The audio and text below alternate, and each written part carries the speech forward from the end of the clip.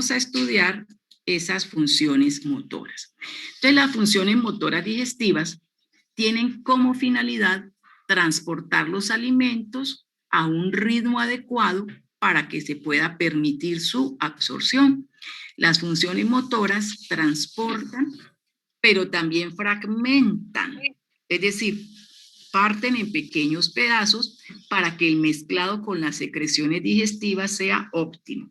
Transportar, fragmentar y mezclar son funciones motoras digestivas. Entonces, esas funciones motoras son las que me permiten impulsar el bolo alimenticio. Habíamos dicho que el bolo alimenticio es un estímulo muy importante para que el músculo liso haga la tarea. La tarea es contracción, relajación, y esa tarea en general se llama peristaltismo.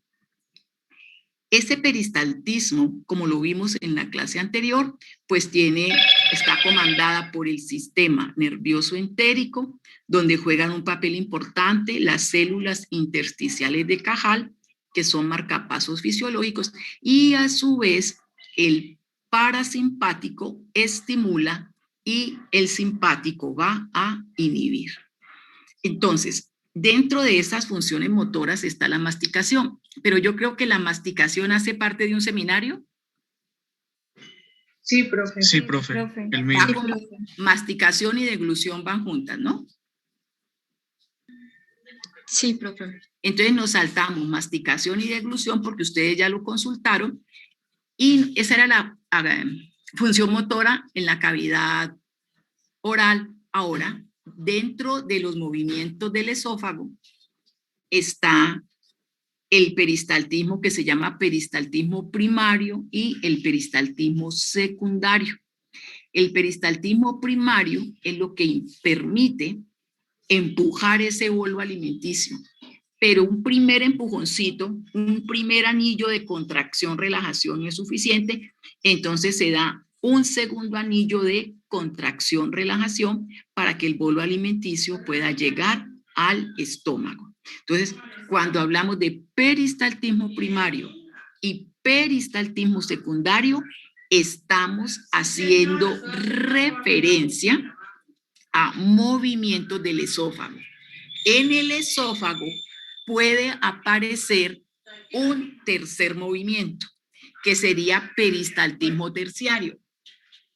Pero ese peristaltismo terciario solamente va a aparecer en dos etapas de nuestra vida, en el neonato y en el adulto mayor de edad avanzada. ¿Y qué quiere decir peristaltismo terciario? Que el esófago se mueve en ausencia de estímulo. El esófago solamente se debe mover cuando el bolo alimenticio toca la pared del músculo liso que lo conforma. Peristaltismo primario, peristaltismo secundario. Si el esófago se mueve en ausencia de estímulo, caemos en una patología. No es patológico en el recién nacido y en el adulto mayor de edad avanzada, patológico en una persona joven, sana y bella como ustedes, que tenga un esófago inestable, que se esté moviendo en ausencia de estímulo. Hay un chat, vamos a ver quién me escribe.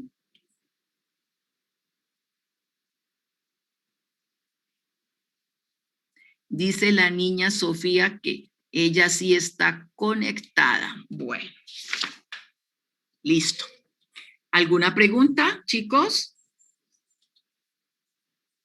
Bueno, sigamos. Entonces. ¿Tiene algún nombre en particular ese? Peristaltismo terciario se llama. Ah, ok. La deglución no la vamos a ver porque ustedes la van a explicar.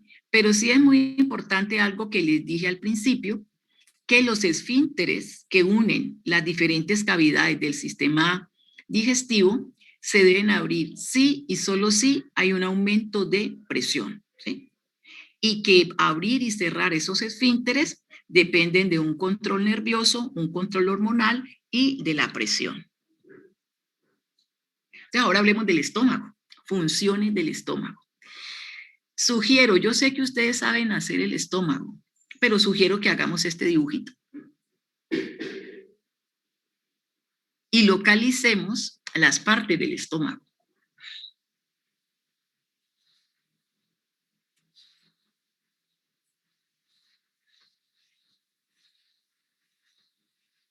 Recuerde que usted siempre debe proyectarse y pensar en grande y ser feliz. Cualquiera de ustedes puede estudiar medicina interna y quizá tenga yo la fortuna de que ustedes me atiendan en su consulta. Entonces se lucen haciendo el dibujito del estómago para indicarle a su paciente en qué parte del estómago puede tener la alteración. Entonces el estómago, como todos los órganos del sistema digestivo, está cubierto por una capa protectora que se llama la capa serosa. Y en el estómago tenemos capas musculares. Miremoslo aquí. Entonces aquí tengo mi estómago y la estructura del estómago incluye un fondo, incluye un cuerpo e incluye un antro. Y aquí está el píloro, que es lo que va a permitir la comunicación entre el antro y el duodeno. Observe las capas musculares que tiene el estómago. Estas capas musculares le dan la fortaleza para realizar esos movimientos que yo les expliqué al principio de la clase, que convertían el quimo en una pasta semilíquida. Entonces, funciones motoras del estómago. El estómago tiene la función de almacenar temporalmente. ¿Dónde almacena el estómago? El estómago en la parte proximal, en lo que se llama el estómago proximal. Almacena temporalmente para luego hacer la segunda función de mezcla y trituración. ¿Dónde mezclamos y dónde trituramos? En el estómago distal. Los movimientos de mezcla y trituración tienen nombre propio. Se llaman movimientos de propulsión y retropulsión. Propulsión y retropulsión. Varias veces son movimientos de ida y vuelta. Varias veces va el quimo como si fuera una licuadora y eso ocurre en el estómago distal. La función motora del estómago se llama propulsión y retropulsión y eso le permite mezclar y triturar y solo se puede mezclar y triturar en el estómago distal. Y luego viene la tercera región que se llama el antro. La tarea del antro es el vaciamiento gástrico. Esa es la tarea del antro, el vaciamiento gástrico. Entonces, las funciones motoras del estómago tienen que ver primero con el almacenamiento.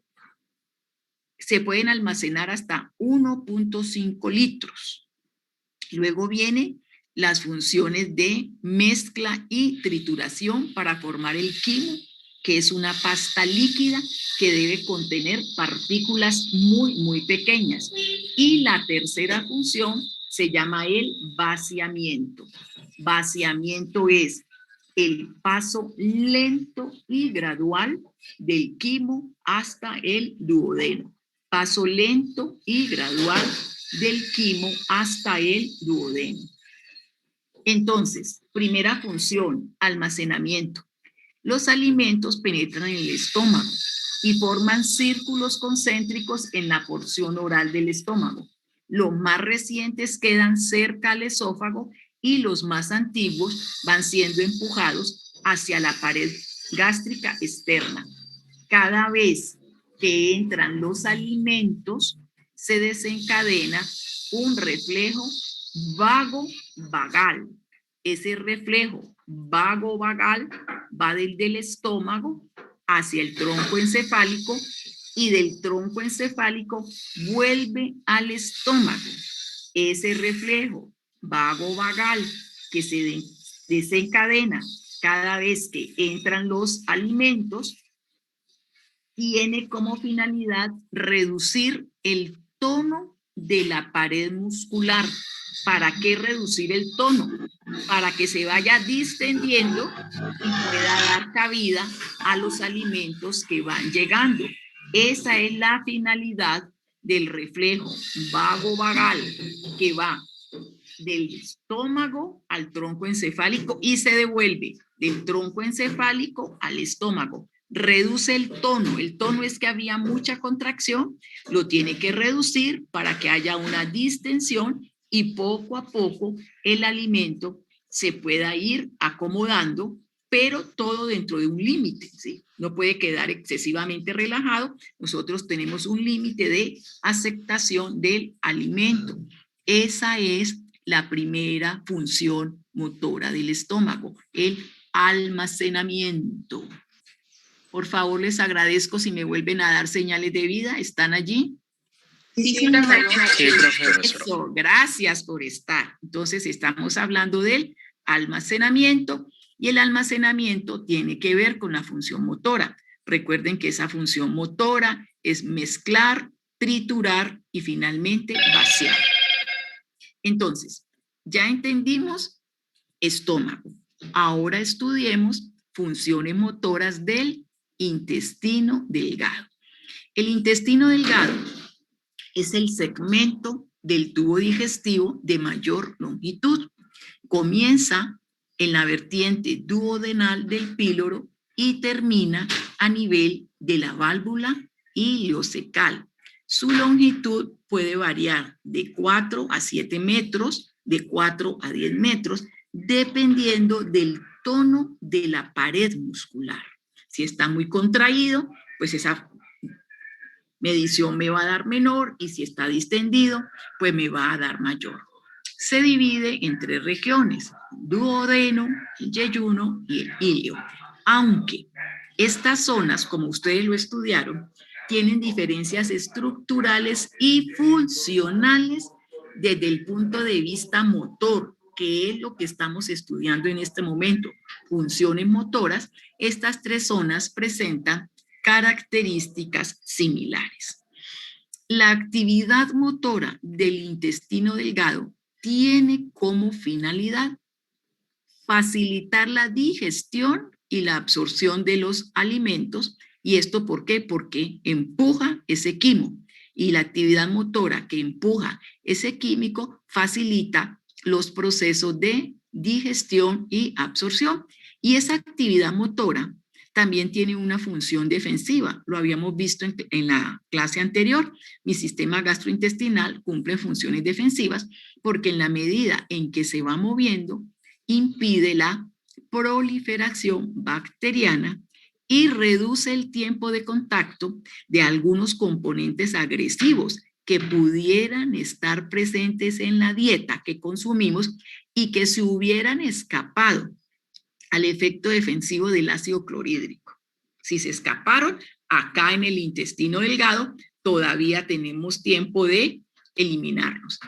La función motora del intestino delgado depende directamente de la actividad contráctil del músculo liso de la pared intestinal, y nosotros sabemos que esa actividad contráctil del músculo liso de la pared intestinal está integrada y regulada por el sistema nervioso central, los nervios autónomos y por el sistema nervioso entérico, aparte de la actividad de marcapasos fisiológico que tenemos en las células intersticiales de Cajal.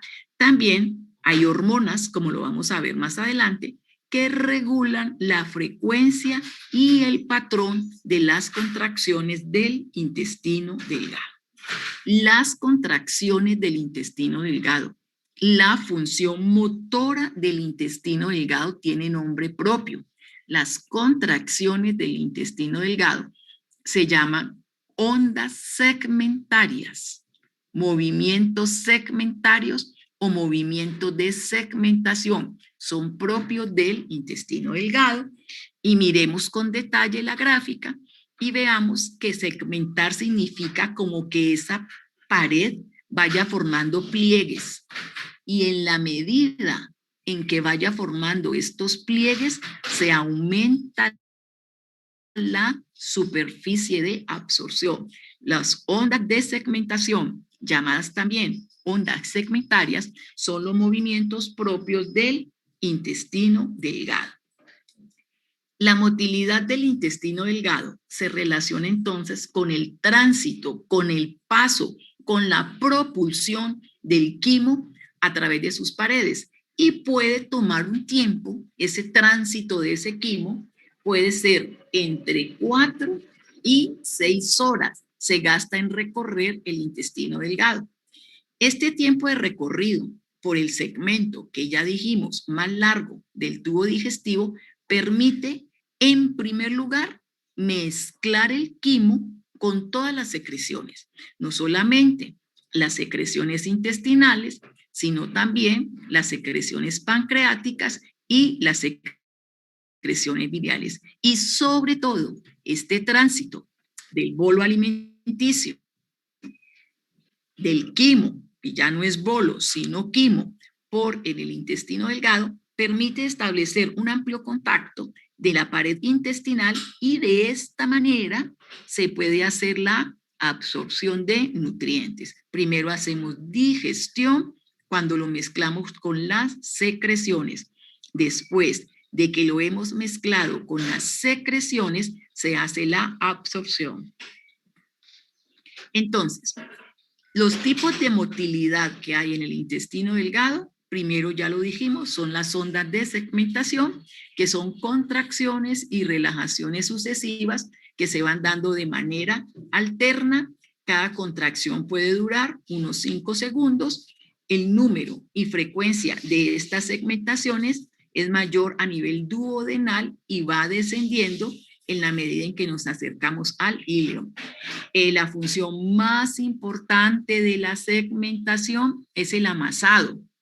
Amasado es ese contacto íntimo que se produce entre el quimo y las secreciones. Y ya les expliqué para qué. Entonces, la segmentación es la que me permite el amasado. También en el intestino delgado tenemos ondas peristálticas, que son las que simplemente permiten empujar ese quimo y cumplen también lo que se llama la ley del intestino, que dice que el peristaltismo marca la dirección del avance siempre. Vamos del extremo proximal al distal. Así voy empujando ese quimo, del extremo proximal al distal. El intestino delgado también hace vaciamiento. Entonces, las ondas peristálticas, estas que estaban empujando ese quimo, son responsables del avance y el vaciamiento del quimo a lo que resta del intestino grueso. Lo que no hizo absorción pasa al intestino grueso a través del esfínter ileocecal, el cual debe permanecer cerrado cuando nosotros estemos en reposo. Las ondas peristálticas tienen que generar una presión mayor, superior a 20 milímetros de mercurio, para vencer la resistencia del esfínter y permitir el paso de los restos del quimo.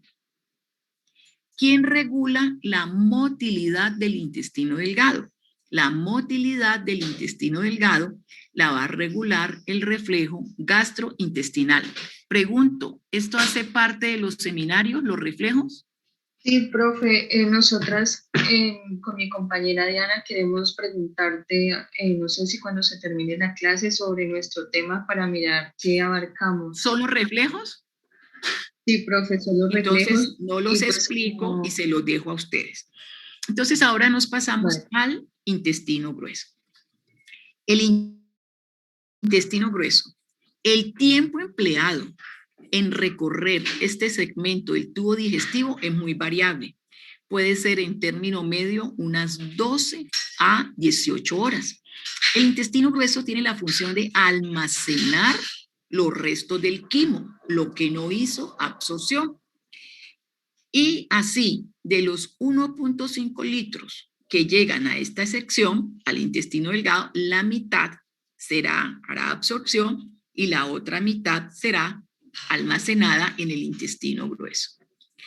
Otras funciones que se llevan a cabo en el intestino grueso y que son muy importantes corresponden al balance final de agua y sales. El intestino grueso hace absorción de agua y hace absorción de sales y además tiene una función muy importante porque al intestino grueso llegan productos no asimilables. Esos productos no asimilables van a ser degradados por la flora bacteriana. Por ejemplo, así ocurre como se hace con la síntesis de la vitamina K y en el intestino grueso hacemos transformación de los carbohidratos no digeribles. ¿Quién me ayuda a esa transformación de carbohidratos no digeribles? La flora bacteriana. Entonces, la motilidad del intestino grueso, el intestino grueso también tiene movimientos de segmentación y el intestino grueso tiene unos movimientos que se llaman austras. Austras se escribe con H. Y el intestino grueso, su movimiento representativo, el que lo va a identificar, se llama los movimientos en masa. Los movimientos en masa son los movimientos del intestino grueso. Estos movimientos en masa son fuertes ondas peristálticas.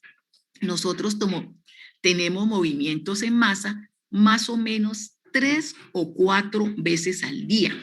Esos movimientos se originan en el extremo superior del colon ascendente y recorren un segmento de unos 30 centímetros. Para realizar estos movimientos en masa, se debe generar una presión muy elevada que puede llegar hasta los 100 milímetros de mercurio. La función básica de los movimientos en masa se encuentra en las porciones distales del colon sigmoideo y el recto.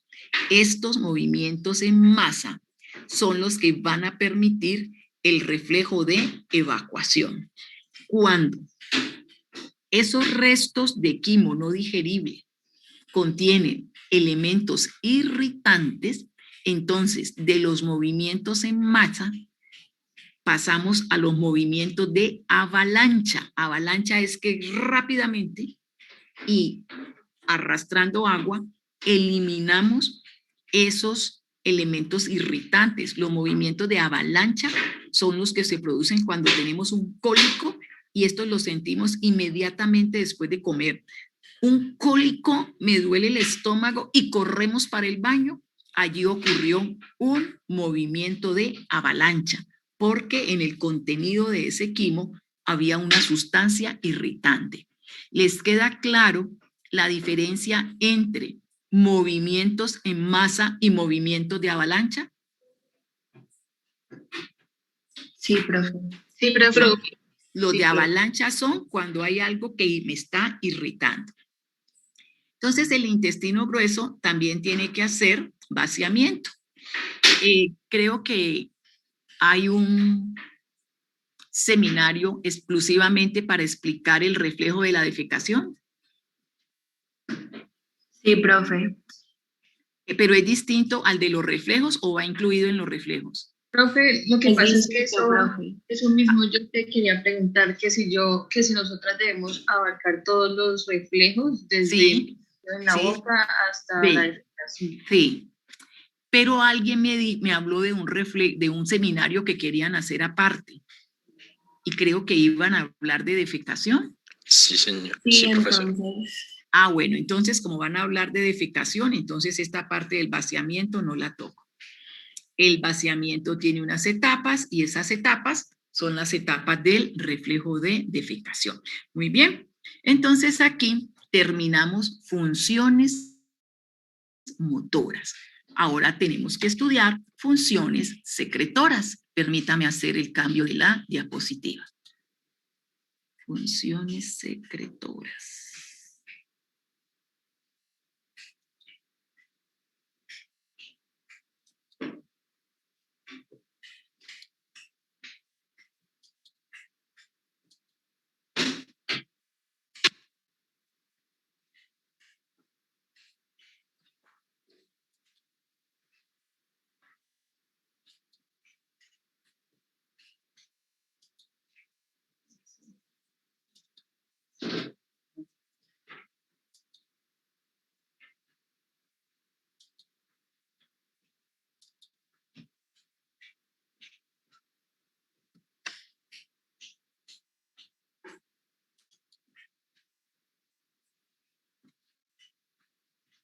¿Ya están viendo la diapositiva, chicos?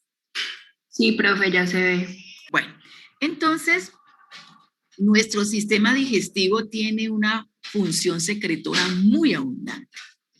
Mírenme bien la gráfica. Tenemos una producción de saliva, 1,5 mililitros al día, jugo gástrico, la producción de la bilis, la producción del jugo pancreático, el jugo intestinal. Entonces nosotros tenemos una función secretora muy abundante. La función secretora, entonces, la hacen diferentes tipos de células. Son glándulas que tienen función secretora y entonces eso va a depender del tipo de secreción. Tenemos las células mucosas que ya habíamos estudiado, tenemos unas invaginaciones que se llaman criptas, las tenemos a nivel del intestino, tenemos unas células tubulares a nivel del estómago y unas glándulas complejas. Las glándulas complejas son las que hacen parte de las secreciones, por ejemplo, las secreciones pancreáticas y las secreciones hepáticas. Entonces, las glándulas secretoras pueden producir enzimas digestivas, pero también producir enzimas hidrolíticas, que eran muy importantes para esta segunda función del sistema digestivo que se llama hidrólisis, romper los puentes de hidrógeno. Importante también la producción de moco, que ya la explicamos. Las secreciones digestivas siempre se van a producir como respuesta a la presencia de alimentos y esas funciones, esas secreciones digestivas van a estar comandadas por el plexo de Meissner y reforzadas por la actividad parasimpática. El tipo de enzima va a depender del tipo de alimento y estas secreciones enzimáticas también están controladas por hormonas. Entonces veamos cavidad por cavidad el tipo de secreciones que tiene.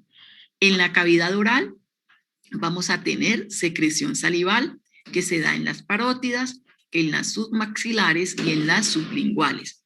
¿Qué tiene la saliva? La saliva tiene agua, tiene electrolitos como sodio, potasio, cloro, tiene bicarbonato, la saliva tiene mucina, la saliva tiene proteínas y tiene inmunoglobulinas. La secreción de la saliva entonces se da en unas glándulas salivales y más o menos en condiciones fisiológicas normales tenemos una producción de 1 litro diario. ¿Para qué se produce saliva? ¿Cuáles son las funciones de la saliva? En primer lugar, humedecer la cavidad oral. Y cuando se humedece la cavidad oral, se permite la quimioactivación por contacto. Por esa quimioactivación por contacto es que nosotros podemos detectar las sustancias ácidas. Si no tuviéramos saliva, no podríamos detectar el sabor de los alimentos y nos daría una alteración que se llama ageusia, incapacidad de detectar sustancias ácidas. Pero la saliva no es solamente para mantener húmeda la cavidad oral, es importantísima para lubricar los alimentos y se pueda formar el bolo alimenticio. La saliva es un regulador del balance de agua. Cuando nosotros tenemos sed y nos tomamos una botella de agua, inmediatamente se nos quita la sed, pero el agua todavía no ha hecho su efecto. Pero en la cavidad oral nosotros tenemos unos receptores para manejar ese balance del agua. La saliva es importante, tiene función defensiva porque ella arrastra los gérmenes patógenos, contiene enzimas proteolíticas que se llaman las lisocimas, contiene anticuerpos y nos permite modular la voz. En la saliva se van a producir enzimas que tienen una relativa importancia para la transformación de los carbohidratos y de los lípidos. Debajo de la lengua, nosotros tenemos una glándula que se llama la glándula de Effner, y en esa glándula de Effner vamos a producir una lipasa que se llama lipasa lingual, que va a ser importante para la digestión de los lípidos. Entonces, la producción de saliva para nosotros es muy importante. Imagínense, hasta para modular la voz como mecanismo de defensa por los anticuerpos, porque arrastra gérmenes, importante para el balance del agua. Entonces, eso es la cavidad oral. Ahora me paso al esófago. En el esófago nosotros tenemos glándulas mucosas de dos modelos, unas glándulas mucosas simples y unas glándulas mucosas compuestas. Las glándulas mucosas simples van a producir mucina, cuya función es lubricar el alimento. Y las glándulas mucosas compuestas van a tener una función protectora. Aquí está nuestro amigo el estómago, ya sabemos dibujar el estómago. Sabemos que tiene unos esfínteres, superior, inferior, está el cardias, comunicación del esófago con el estómago, el píloro, comunicación del estómago con el duodeno. Es muy fuerte en nuestro estómago porque ya vimos la importantísima función motora, movimientos de mezcla y trituración que se llaman propulsión y retropulsión. Entonces el estómago tiene una capa muscular longitudinal, una capa muscular transversal, una capa muscular oblicua. Entonces, la función secretora del estómago también es muy variada. En la pared gástrica tenemos las células caliciformes que producen mucina, que ya sabemos para qué es esa mucina. Allí se forma esa barrera protectora. Tenemos las dos capas de moco, la capa externa, la capa interna. Las células caliciformes producen mucina y esto es una función protectora. Las células principales tienen la secreción de pepsinógeno. El pepsinógeno está en forma inactiva. Él necesita de un ambiente muy ácido para convertirse en pepsina y poder hacer la digestión parcial de las proteínas, romper los enlaces de proteínas. Eso en las células principales. Y en las células parietales tenemos una abundante producción del ácido clorhídrico, pero también es en las células parietales donde se produce el factor intrínseco, explicado ampliamente esta mañana, y vimos que el factor intrínseco es un factor de crecimiento y diferenciación de los glóbulos rojos, y ese factor intrínseco me protege a la vitamina B12. En el estómago también tenemos células con función endocrina. En primer lugar van a producir la gastrina. La gastrina es una hormona trófica para el estómago. Recuerden que trófica significa que esta hormona gastrina es indispensable, es necesaria para que el estómago pueda cumplir todas sus funciones. ¿Cuáles funciones? Las funciones motoras y las funciones secretoras. Si a mí me quitan la gastrina, no hay funciones motoras, no hay funciones secretoras.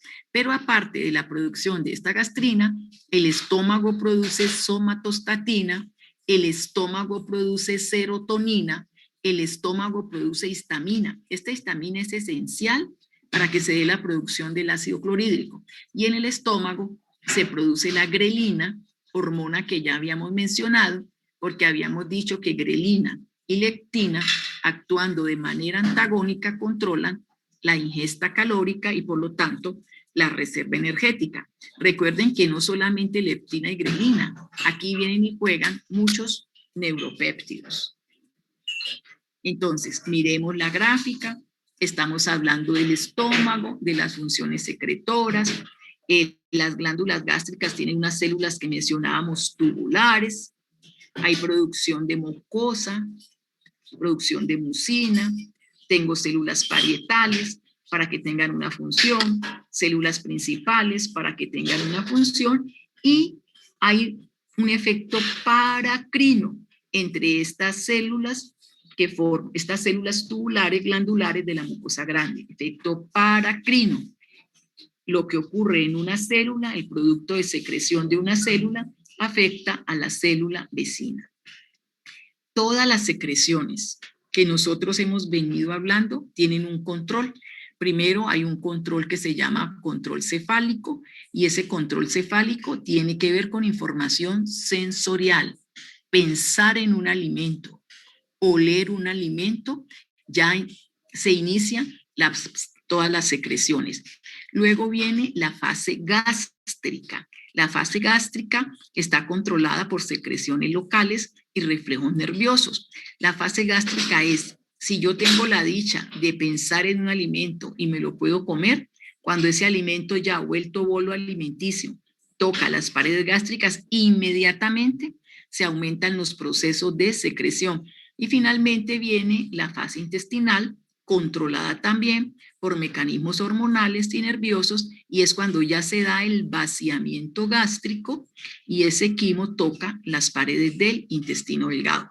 Todas las secreciones gastrointestinales siguen estas tres fases: una fase cefálica, una fase gástrica, una fase intestinal. Todas las secreciones tienen un primer control local. Ese control local lo hace el plexo submucoso, llamado también plexo de Meissner, y está reforzado por el parasimpático. ¿Cómo se hace el ácido clorhídrico? Pues nosotros sabemos que para hacer ácido clorhídrico necesitamos el CO2 que se junta con el agua y me va a producir el bicarbonato, que ese bicarbonato, entonces nosotros tenemos que liberar un hidrógeno para que el HCO3 se intercambie con el cloro a través de una proteína intercambiadora, y entonces ese cloro se une con el hidrogenión y allí tenemos la base para hacer el ácido clorhídrico, pero que yo necesito una bomba para mover esos hidrogeniones en contra del gradiente. ¿Qué estímulos necesito yo para la producción del ácido clorhídrico?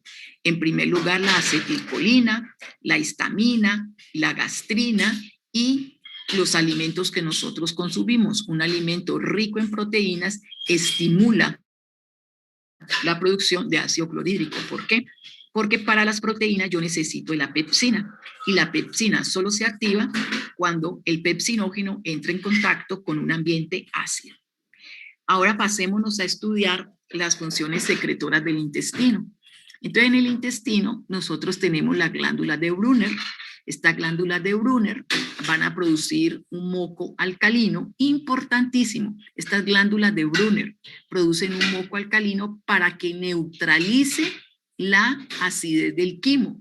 En el intestino nosotros tenemos las criptas de Lieberkühn. Estas criptas se encargan de la secreción de agua y electrolitos. Entonces, cuando secreta electrolitos, como el cloruro, como el bicarbonato, se forma un gradiente osmótico, y el gradiente osmótico es lo que arrastra el agua. Entonces, en el intestino son muy importantes las criptas de Lieberkühn, que son estas profundidades. Están en las microvellosidades intestinales. Aquí está la célula epitelial, aquí están las células de Panet, que también están asociadas al sistema inmune. Tengo mis células caliciformes que me van a dar la producción del moco. En el intestino delgado, entonces, también tenemos una importante producción de enzimas digestivas, no solamente la producción de mucina. En el intestino delgado, en las microvellosidades, tenemos peptidasas para que rompan los péptidos. Tenemos sacarasas, maltasas, isomaltasas, lactasas y lipasa intestinal. Sacarasa, maltasa, isomaltasa y lactasa para la degradación de los carbohidratos. Lipasa intestinal para la degradación de los lípidos. Y peptidasas, como les decía, para la degradación de los péptidos. Analizamos la gráfica, me está mostrando un corte de un pedacito del intestino, me muestran las criptas de Lieberkühn. En el intestino tenemos vasos quilíferos que están asociados a la linfa para el transporte de los lípidos, tenemos nódulos linfoides, importantes también como sistema de defensa, el borde en cepillo, que es lo que me permite la absorción, y mis células de Panet. En el intestino grueso nosotros tenemos células mucosas, me van a producir una mucina. Aquí el pH lo tenemos que tener en 8. ¿Cuál es la función de esas mucinas del intestino grueso? Esas mucinas del intestino grueso cumplen una función protectora, pero también me sirven de elemento adherente para que las partículas del bolo fecal se vayan pegando. La producción de enzimas a nivel del intestino grueso es muy escasa. Tenemos criptas de Lieberkühn, pero no tenemos microvellosidades. Luego tenemos el páncreas, que va a producir enzimas digestivas jugo pancreático, agua y electrolitos. El hígado que va a producir la bilis, y la bilis va a tener sales biliares y ácidos biliares. Aquí está el hígado mostrándome una bolsita adherida a las paredes del hígado, y esa bolsita es la encargada de la producción de la vesícula biliar. Y todas las secreciones, vuelvo y le repito, siguen una fase cefálica que se debe a la información sensorial, una fase gástrica que se debe a la distensión de la pared gástrica cuando llega el bolo alimenticio, y una fase intestinal que ocurre en el intestino cada vez que el quimo entra en contacto directo con las paredes del intestino. Bueno, chicos, esto es lo que yo tenía para contarles. Entonces ahora vamos a hacer una actividad. ¿Qué actividad vamos a hacer en este momento? Dentro de las funciones secretoras, vamos a escribirlo aquí, funciones secretoras, dentro de las funciones secretoras gastrointestinales, son muy importantes las hormonas gastrointestinales. Entonces, en todos los textos de fisiología viene un cuadrito de hormonas gastrointestinales. Por ejemplo, me hablan de la gastrina. ¿Qué debo decir? ¿Dónde se produce la gastrina? ¿Quién la estimula y qué funciones tiene? Y así como tenemos la gastrina, tenemos la secretina, tenemos la CCK, tenemos el péptido intestinal vasoactivo, tenemos la motilina. Entonces, vamos a estudiar estas hormonas, gastrina, secretina, CCK, péptido intestinal vasoactivo, motilina. Esto es la primera parte, el primer cuadrito. Funciones secretoras gastrointestinales, hormonas gastrointestinales. Y luego hacemos un segundo cuadrito. Y ese segundo cuadrito lo vamos a hacer entre las hormonas, neuropéptidos que regulan, hormonas y neuropéptidos en la regulación de la ingesta calórica. Chicos, ¿es claro lo que vamos a hacer? Sí, profe, qué pena, ¿me podrías decir de nuevo qué es PIV? ¿Dónde? El péptido intestinal vasoactivo. Ah, ok, gracias. Y también hay uno que se llama el GIP. Perdón, ¿Y chicos. CCK qué era? CCK. Perdón, denme un segundo. Atiendo a mi madre un segundo, perdón.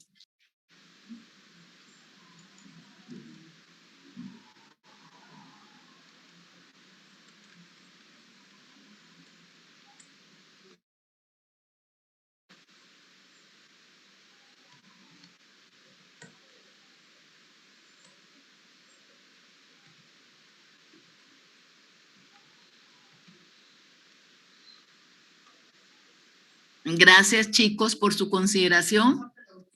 Creo que alguna vez le comenté que yo vivo con mi madre y que mi madre tiene Alzheimer.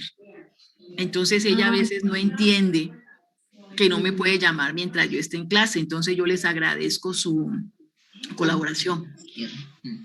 ¿Qué es CCK, doctora? Colecistocinina.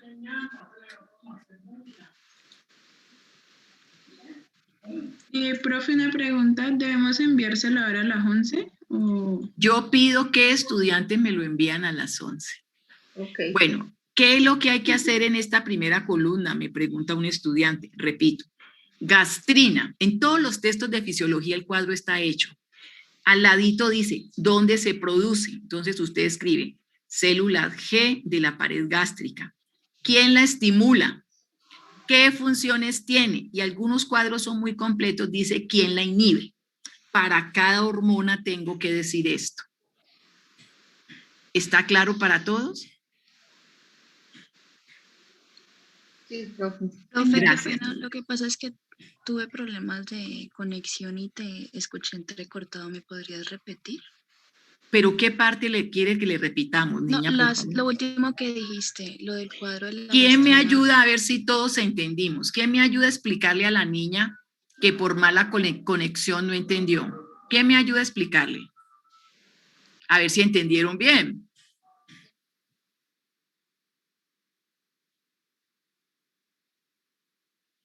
Perfecto. Estas de acá. ¿Dónde se producen? ¿Quién las estimula? ¿Cuáles son sus funciones y quién la inhibe? ¿Entendiste, niña? Niña. Sí, profe, muchísimas Y en el gracias. segundo cuadrito son la lista de hormonas y neuropéptidos que regulan la ingesta calórica. O es lo mismo, lo pueden buscar como control endocrino del hambre. ¿Listo? Bueno, ahora necesito que me hagan un favor. Me van diciendo las personas que eligieron realizar seminarios para yo apuntarlo en mi lista. El primer seminario, ¿quién lo tiene? Profe, Daniel Muñoz. Daniel Muñoz. Muy bien, Daniel. ¿Y cuál es el tema? Funciones motoras gastrointestinales, masticación y vaciamiento gástrico, profe. Solamente masticación y vaciamiento gástrico. Deglución no.